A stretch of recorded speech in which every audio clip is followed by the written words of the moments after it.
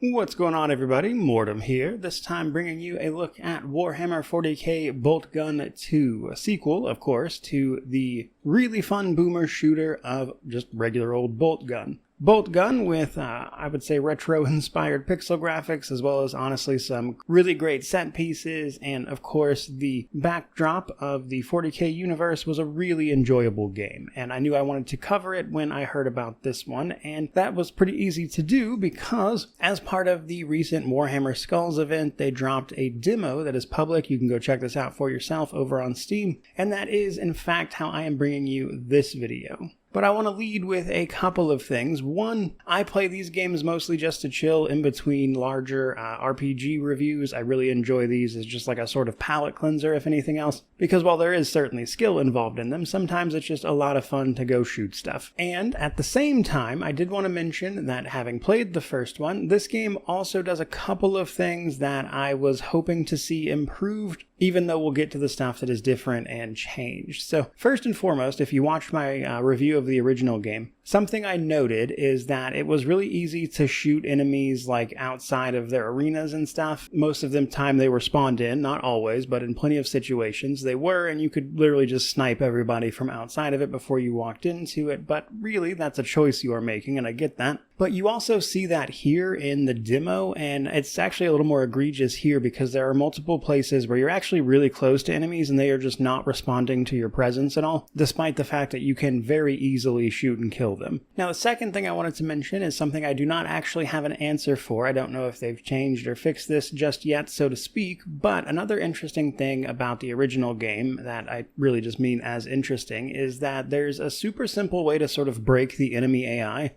And that is what I like to call wiggling, which is basically just really quickly tapping left and right, back and forth, just kind of moving side to side. And in the first game, what this would cause the enemies to do is assume you're going to continue that motion in either direction, and so they would just start shooting very wide in comparison to where you actually were, which made it relatively easy given this type of game. And while I didn't really see enough of the demo to tell if they had sort of tackled that in any meaningful way, as we don't see quite the grandiose arenas in comparison to the first one in these demo levels, it's something I'm going to be keeping an eye on when I eventually review this game whenever it happens to release, and by the way, we do not know when the actual release is thus far. But with that stuff said, let's actually dive into what the demo is and talk about it a little bit. So straight away, the demo is basically 2 levels that you can play through as both the protagonist of the original game, Malum Cato, and then as a bit of a bonus this time around, we also have a playable sister of battle, Nyra Veyrath. Each of them has slightly different and distinct playstyles, even if the core idea is still the same, and that's of interest to me. Not least of which because Nyra, in fact, actually gets a flamer weapon that is really awesome to mess around with. Like, the game feel of that thing is intense. And we only get the basic version. In some of the trailers they have on Steam, they show an upgraded, I assume, heavy flamer version that looks even more awesome to mess around with. And honestly, just for how that weapon specifically feels to play, I'm all in on them having the Sister of Battle here. But what are some things that actually make these characters different? Well, Malum Cato has a forward charge, so if you hold F, you will just straight up charge through enemies, deal a bunch of damage. You have a regular old frag grenade. You have your chainsword lunge that if you repeatedly tap, it will,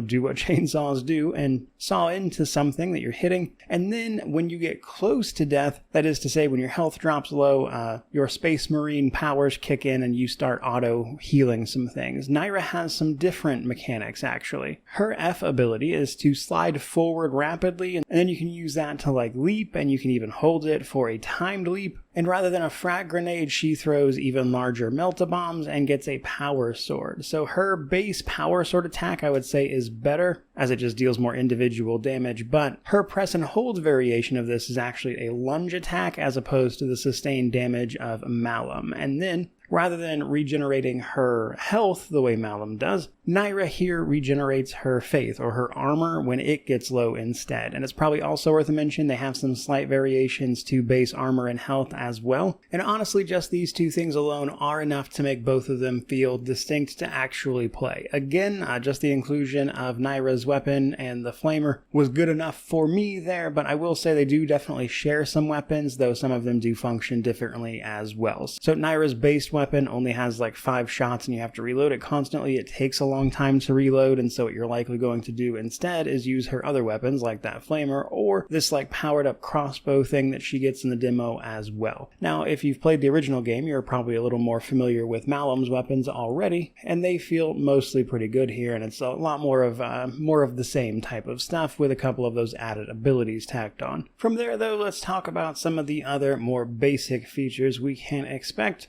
For starters, they do actually have a navigation thing in there now as well. You can just hit like the N button and it will show you the anticipated path, which is probably good for levels like the jungle world they start you out on, which can be a little bit samey in terms of visuals, let's say. But considering that they've also announced that one of the levels is going to be a proper hive city as well, I'm very curious to see how they make use of that in totality, because another thing I noticed about the demo especially is that the couple of levels that we have access to are relatively on the linear side. Whereas even the original game did have some more, let's say, labyrinthine type of areas where you had to navigate and, of course, find the way forward, that type of stuff. And while none of them were like truly like open hubs or anything like that, there was a lot they did with those levels, and I'm very curious to see how they expand on that with the broader game, but obviously we don't see too much of that in the demo itself. And yet, what we do see was fun, smashing your way through things like Bloodletters, Juggernauts, the other forces of Khorne, and on top of that, the levels that are in the demo are at least fun to make your way through. There's a good amount of verticality to them.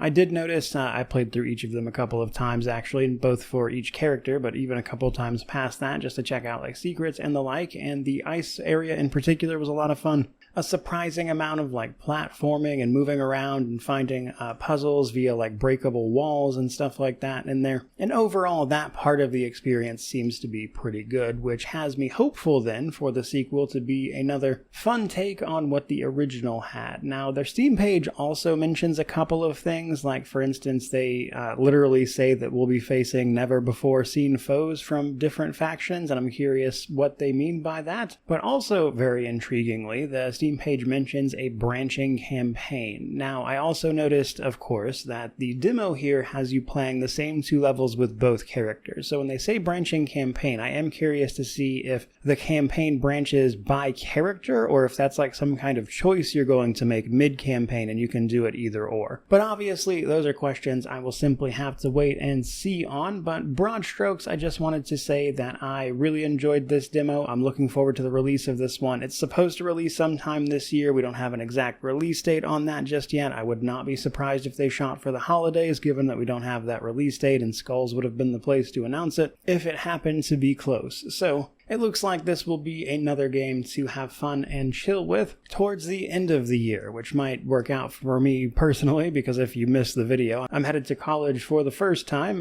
later this summer in August, and having some lighter games to play like this may well just be what the doctor ordered. But that is pretty much going to do it for today. I certainly hope you enjoyed the video. If you did, by all means, like, comment, subscribe, all that YouTube jazz. Let me know how you feel about this one down in the comment section below. I'm very curious to see if anybody has checked out the demo yet, etc. But regardless of any of that, truly, just thank you so much for watching. I really do appreciate it. May you wander in wisdom and have an amazing day.